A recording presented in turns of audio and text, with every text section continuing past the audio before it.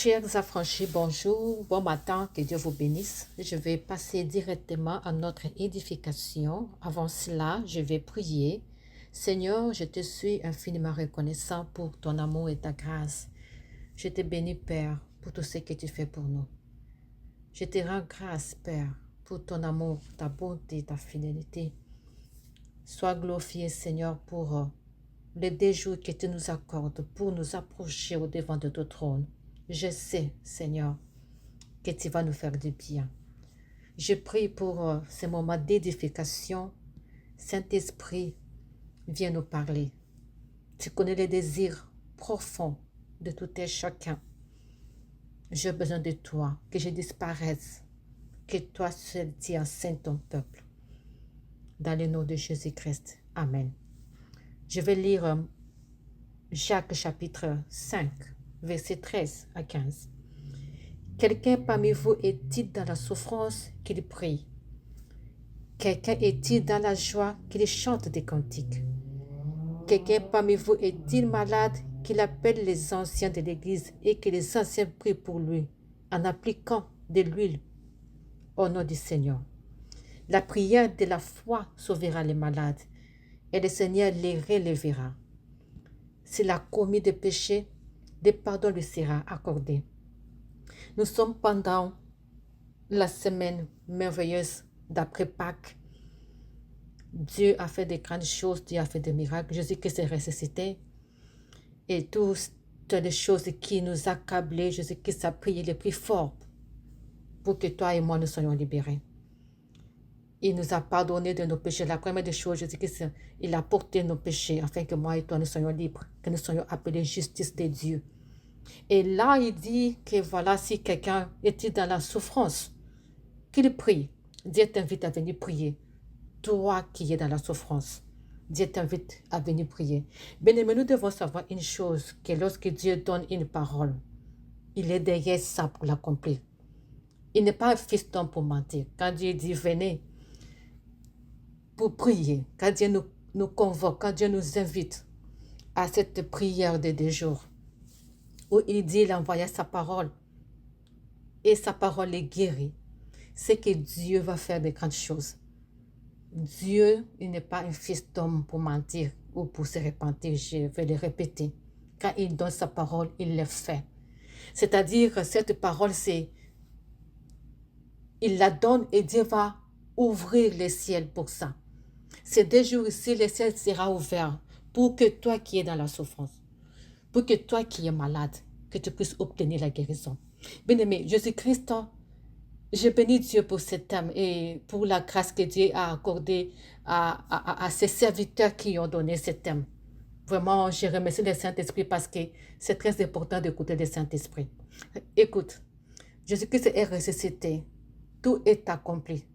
Dans l'invisible, tout est accompli. Nous savons, toi et moi, que les choses commencent par se former dans l'invisible avant d'être visible.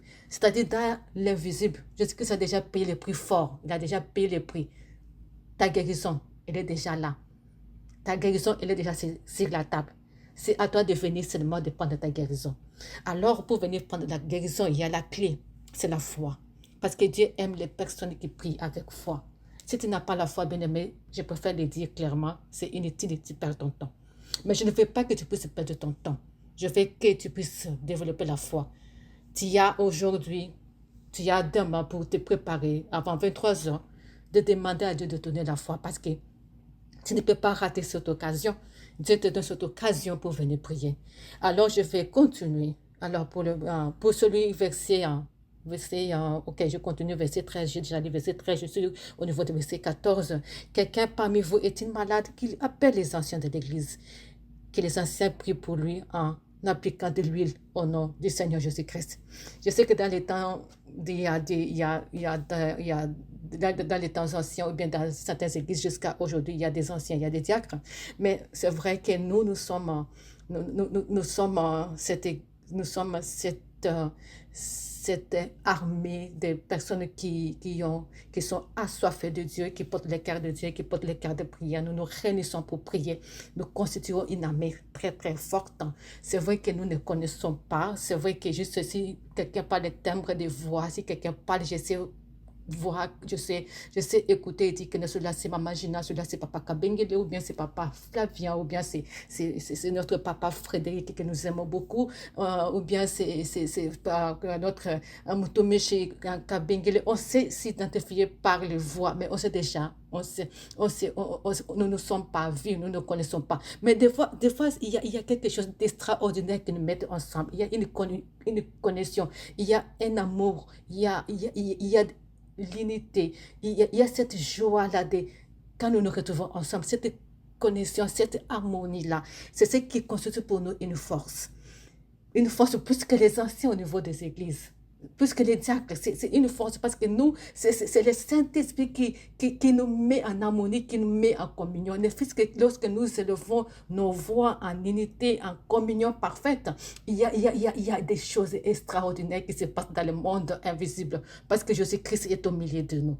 Donc, aujourd'hui, si c'est ces personnes qui ont été élevés pour conduire la prière de des jours. Si ces personnes bien-aimées commencent à prier là où tu es, que ce soit, je ne sais pas où, que tu sois malade, je ne sais pas de quoi, que tu puisses avoir une douleur dans ton corps, ou bien peut-être une masse, je ne sais pas, dans ton corps, ou bien malade ou quoi, ou bien si tu as quelqu'un au niveau de ta famille. Bien-aimé, cette prière, ce n'est pas seulement pour toi. Nous devons élargir l'attente, c'est ce que je voulais nous dire.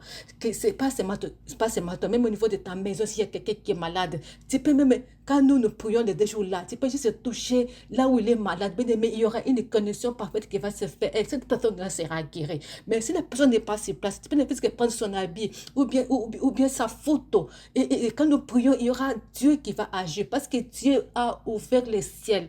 Pour ça, les 2 jours ici, Dieu va ouvrir les ciels, bien-aimés.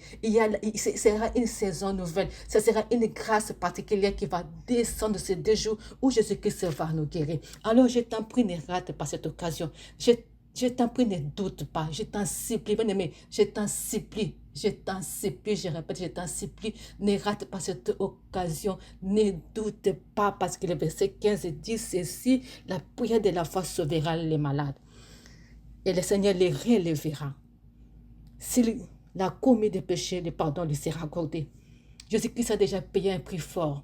Il s'est identifié à toi. Et quand Dieu te regarde, il ne voit pas toi, il ne voit pas toi. Dieu voit Jésus-Christ et toi tu es derrière Jésus-Christ et tu es justifié par l'œuvre que Jésus-Christ a réalisé sur la croix. Parce qu'il a payé un prix fort, raison pour laquelle dans la Bible, il est écrit que nous sommes appelés justice de Dieu parce que c'est Jésus-Christ qui se place devant nous et nous sommes derrière lui.